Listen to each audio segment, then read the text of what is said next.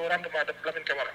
ok bu ñu ñëwee tuuti ci ki nga xamante ni mooy Izo le Saint-Louisien démb rek maa ngi ciy waxtaan ak yow dañuy gis ni que performance am en club parfois day xaw a uute ak performance am en équipe nationale et parfois da ngay gis ne il est tellement approximatif choix yi fu mu war a accélérer nga gis mu def passe fu mu war a defee passe nga gis mu dóor pour yow loolu c'est dû à quoi et malgré tout ça gis nañ que vraiment c'est un garçon pétri de talent.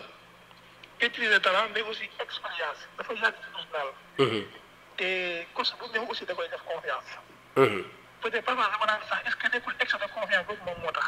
ok parce que jàpp nañu place am c'est pas une place boo xamante ni dafa am confiance nekk maanaam saa yu nekkee en forme moom day fubal. voilà démb nag dafay teg ko ci banc bi loolu tam mën na ça peut lui faire du bien. que mu sentir ni il y a un boy bu tudd Assane Diao. nekk équipe bi ci mën na chipper sa place. loolu dina baax si moom. naa lu mu duggee aussi il a fait des efforts. mais en club ak en équipe nationale bokkut. parfois tam dañu war a xam ne il est beaucoup plus facile de jouer en club bu fekkee am nga talent. bu fekkee nekk na club boo xamante ni coach bi jox na la confiance ngay jouer tous les week-ends. di entraîner ak joueurs yi tous les week-ends tous les jours pour nga def performance mu gën a yomb. mais équipe nationale da ngay changer type d'entraînement changer de voyage yow mën na am lu impact ci sa façon football. effectivement est-ce que ballon yi ñu la koy joxee en club surtout un joueur boo xam ne comme Ismaïla Sarr kam day daw tout le temps. est-ce que football boobu lay am fii en équipe nationale parce que ñun surtout suñu football dafa yéex amul intensité bu bari. on court à l'heure. bu fekkee équipe joueur bu mel ni Ismaïla Sarr moom taw la bëgg. jeu réduit wala passe yu ndaw yi moom arrangé wu ko parfois ci gis boppam. de ce fait que day jëfandikoo parfois pour forcer le dribble. dem def pont pour ñu indi bal bi parfois mun na dem mun na bañ a dem donc loolu la ñuy wax un jeu arrêté taxaw. jàkkaarloo défenseur bi pour jëm ko romb.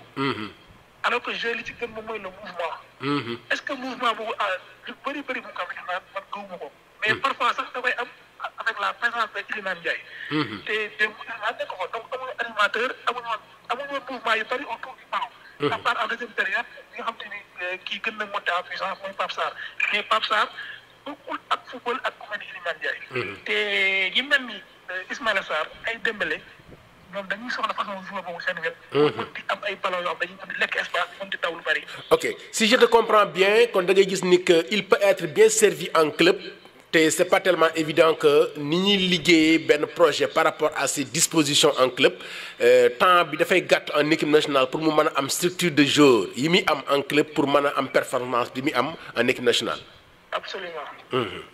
Et aussi, est-ce que l'équipe nationale construit ce football autour de lui? Ok. Donc, c'est pas le cas. Est-ce que ça va tourner l'équipe autour de lui? Est-ce que ça va être non, je dis non, parce que moi, dans ça,